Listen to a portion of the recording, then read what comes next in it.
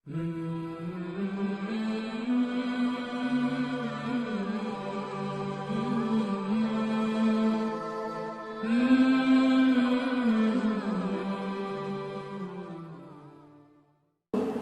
dari perjuangan Nabi Ibrahim, sehingga Nabi Ibrahim itu disebut Khalilullah.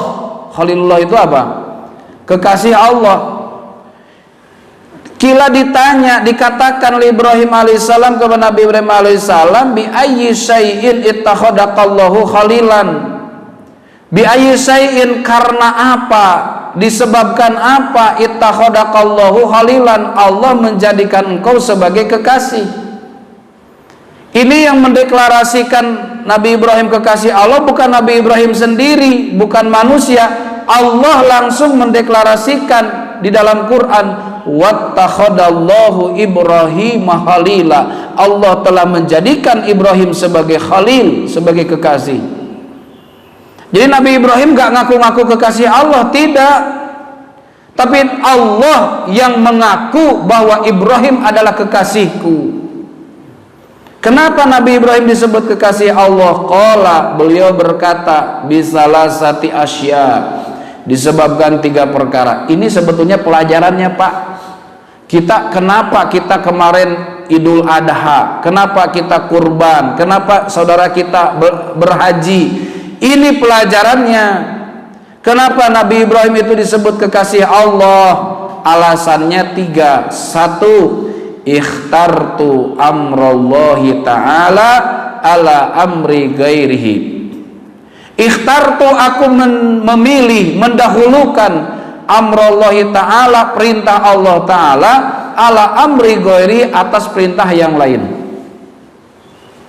Inilah penyebabnya Nabi Ibrahim jadi kekasih Allah. Perintah Allah diutamakan, didahulukan daripada perintah lain. Ya, kalau sudah Allah yang minta, Nabi Ibrahim sami'na wa ata'na. Kalau sudah Allah yang minta itu. Makanya orang haji itu dzikirnya apa? Labbaik Allahumma labbaik. Apa artinya labbaik? Saya siap memenuhi panggilanmu ya Allah. Kan begitu. Kalau sahabat dulu dipanggil oleh Rasulullah, fulan kesini, labbaik ya Rasulullah. Saya siap memenuhi panggilanmu wahai Rasulullah. Ya, seorang istri dipanggil sama suaminya, sini, labbaik ya habibi. Labbaik itu artinya saya siap memenuhi panggilanmu, atau kalau siap komandan. Siap gitu. Nabi Ibrahim itu selalu siap kalau diperintah oleh Allah, kalau diminta oleh Allah selalu siap.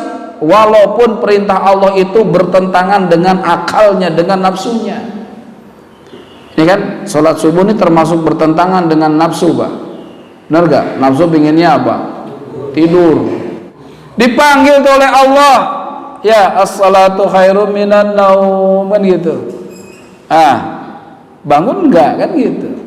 Kalau Allah yang minta, kalau Allah yang nyuruh, udah sami'na wa ata'na. Inilah Nabi Ibrahim. Jadi kalau mau jadi kekasih Allah apa? Utamakan perintah Allah, dahulukan perintah Allah daripada perintah yang lain. Ay makhtartu amral ghair ala amrillah. Tidak memilih perintah selain Allah atas perintah Allah. Kalau mau jadi kekasih Allah. Oh iya.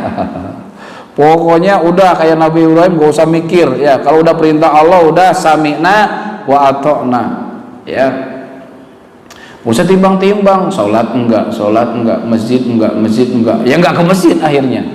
Kan kalau ditimbang-timbang begitu kan ujungnya ya. Coba ke masjid enggak. Jadi enggak ujungnya. Gak usah kalau yang gitu-gitu gak usah ditimbang-timbang. Udah kerjakan aja itu. Itu udah perintah Allah ya. Masuk akal, gak masuk akal perintah Allah sami'na wa ata'na, pasti jadi kekasih Allah, Pak ya. Nabi Ibrahim itu kan disuruh berangkat ke Palestina itu. Padahal istrinya Siti Hajar itu sama Nabi Ismail yang masih bayi, ya kan? Ismail yang masih bayi di Mekah, yang gak ada waktu itu Mekah bebatuan, yang tidak ada kehidupan, gak ada makanan, air aja gak ada. Ya kan, Nabi Ibrahim pergi karena diperintah oleh Allah. Ketika jalan kata Siti Hajar, mau kemana abah atau ayah, mau kemana? Nabi Ibrahim gak jawab, jalan aja. Sampai ditarik bajunya Nabi Ibrahim tuh oleh Siti Hajar itu. Tapi Siti Hajar meralat pertanyaannya. Tadinya mau kemana, tapi kemudian dirubah pertanyaannya. Apakah yang kau lakukan ini perintah Allah? Maka Nabi Ibrahim menjawab, iya, ini perintah Allah. Maka Siti Hajar menjawab, idzan la yudayyi'na, kalau ini perintah Allah silahkan pergi, pasti Allah tidak akan menyia-nyiakan kami di sini. Padahal waktu itu Mekah hanya ditempati oleh Siti Hajar dan Nabi Ismail berdua yang bayi itu. Makanya Siti Hajar mau minum, ya kan, anaknya bayinya mau minum nih, nggak ada air, bolak-balik Safa Marwah, ya kan, nggak ada air. Akhirnya Allah keluarkan air dari ujung kakinya Nabi Ismail yang menghentak-hentakan di tanah itu, di atas batu itu. Keluarlah air yang namanya air apa? Zam-zam. Tuh. Itu karena taatnya kepada Allah. Allah keluarkan keberkahan. Air yang paling berkah di dunia itu adalah air Zam-zam. Diangkut ke seluruh dunia tiap waktu, tiap hari, nggak habis-habis. Dan air Zam-zam adalah air yang berkah. Itu adalah hasil daripada ketaatan kepada Allah. Itu aja, Pak. Jadi kalau kita mau punya keluarga berkah, hidup berkah, usaha berkah, dibarengi dengan ketaatan kepada Allah. Ya, ini satu alasannya Nabi Ibrahim dipilih jadi kekasih Allah. Yang kedua, wa mahtamamtu bima takaffalallahu li, aku tidak pernah risau, tidak pernah bingung, ya, dengan perkara yang sudah dijamin oleh Allah. Aimakumtu bi amri ma tahmilullahu li minar rizki, aku nggak ikut campur dengan perkara yang sudah dijamin oleh Allah, yaitu urusan apa? Rezeki. Nggak usah bingung. Ini pagi ini Pak Muparihun ngasih sarapan apa? Nggak usah dipikirin, Pak, ya. Pokoknya nanti apa yang disediakan itu rezeki kita. Udah, itu aja. Nggak usah pesan juga, insya Allah ada kok. Pak Parihun nanti sarapan teh anget ya. Nggak usah. Nggak usah dipesan-pesan juga, nanti datang sendiri. Kalau udah rezeki, ya, bener nggak? Rezeki dan mati itu satu paket. Iya kan? Rezeki dan mati satu paket. Kalau kita masih ada rezeki hari ini, gak bakalan mati, Pak. Gak bakalan mati. Kalau kita mati, artinya habis rezeki kita. Namanya wafat. Wafat itu artinya sempurna rezekinya. Orang yang wafat artinya habis Pak rezekinya, udah selesai dia urusan rezeki. Gak bakal diperpanjang dia umurnya oleh Allah. Kenapa? Udah habis kok rezekinya. Apa dia hidup? Kan itu. Ya udah. Jadi kalau kita masih hidup, jangan khawatir, jangan takut urusan apa? Rezeki. Ya, kerja aja, nanti hasil terserah ada, mau besar mau kecil itu udah diatur oleh Allah itu. Ya, kerja aja. Ya, terkadang kalau kita kan ada PNS kak, kalau PNS kadang jelas ya bulanannya berapa, kalau padahal ya kan.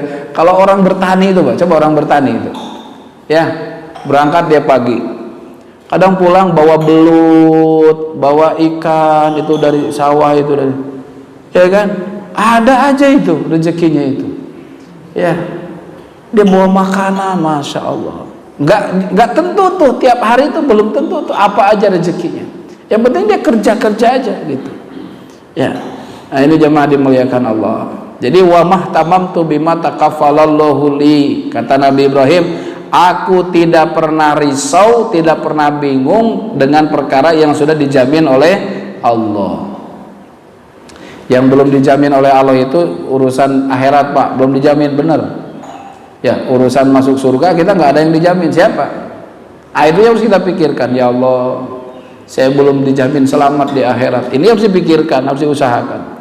Kalau urusan makan, kalah kita sama burung aja bernyanyi-nyanyi kan, pagi-pagi udah berbunyi, masya Allah, senang-senang dia. Kenapa? Dia nggak takut nggak makan kok. Ya, dia nggak takut tuh. Cicak aja tuh Pak tuh, tenang aja. Padahal makanannya apa? Nyamuk. Nyamuk terbang, cicak nggak bisa terbang. Tapi cicak yakin sepanjang saya masih hidup Allah kasih rezekinya. Makanya nyamuk datang aja kalau udah rezekinya tuh. Jadi makanan cicak.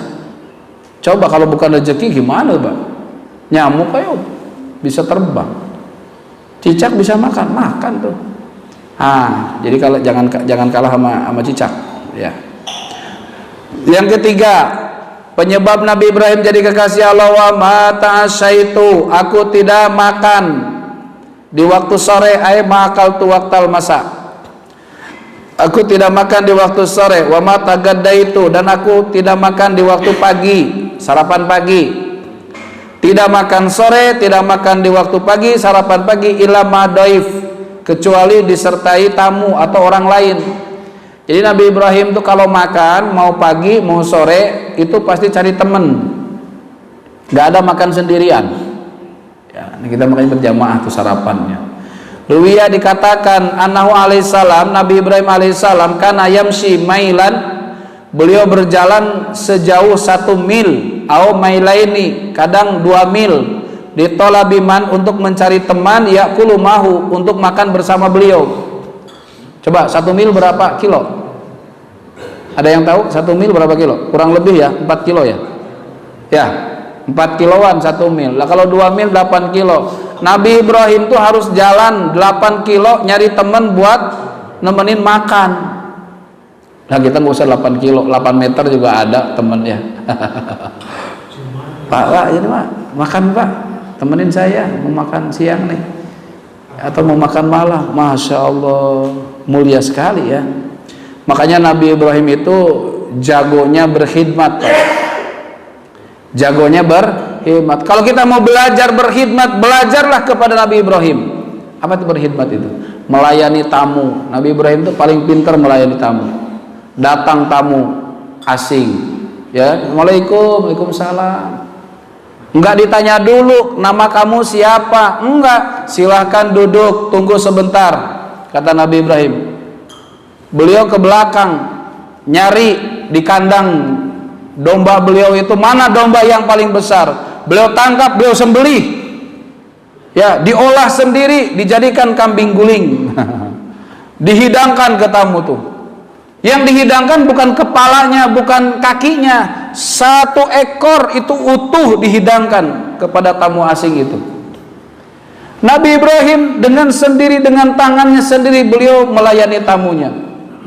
Coba kalau kita ada tamu ke rumah, siapa yang layanin? Pelayan. Ya kan? Suruh ngambilin teh. Harusnya kan bagusnya kita sendiri yang melayani. Kita yang ngambilin air, kita yang bikinin kopi. Kalau ada tamu begitu, tuh Nabi Ibrahim. Ini kambing guling udah dihidangkan Pak, di meja itu udah utuh lagi itu Pak. Kata Nabi Ibrahim, silahkan makan tuan-tuan. Belum kenalan Nabi Ibrahim ini sama tamunya Pak. Bayangkan tamu asing saja begitu Nabi Ibrahim memuliakannya sama tamu. Ya silahkan tuan-tuan dimakan. Kata sang tamu apa? Mohon maaf, kami tidak makan. Maksud Tuhan apa? Kami tidak suka makan karena kami tidak butuh makan. Nabi Ibrahim dari situ kaget. Wah, ini bukan manusia ini. Terus tuan-tuan ini siapa? Maka mereka baru memperkenalkan diri, kami adalah malaikat Allah, diutus oleh Allah untuk menghancurkan kaum Nabi Lut alaihissalam, dan mampir di rumahnya Nabi Ibrahim. Karena Nabi Lut dengan Nabi Ibrahim itu kan masih saudara itu. Malaikat ini ingin memberitahu kepada Nabi Ibrahim bahwa malaikat ini akan menghancurkan kaumnya Nabi Lut alaihissalam. Loh, malaikat aja disuguhin Pak sama Nabi Ibrahim. Kalau kita kan kalau belum kenal banget ya kan, belum bisa masuk. Harus kenal dulu baru boleh masuk. Nabi Ibrahim enggak. Ya, udah duduk, udah masuk ke rumah, beliau masak. Masya Allah, luar biasa. Ya, ini Pak. Itulah Nabi Ibrahim, maka disebut kekasih Allah. 3 alasannya. 1, karena mendahulukan perintah Allah dari perintah yang lain. Dua, Nabi Ibrahim tidak pernah risau dengan perkara yang dijamin oleh Allah. Yang ketiga, Nabi Ibrahim tidak pernah makan sendiri. Jadi harus cari teman. Insya Allah niat amal ya semuanya. Subhanakallahumma wabihamdika asyhadu an la ilaha illa anta astaghfiruka wa atubu ilaik. Terima kasih. Assalamualaikum warahmatullahi wabarakatuh.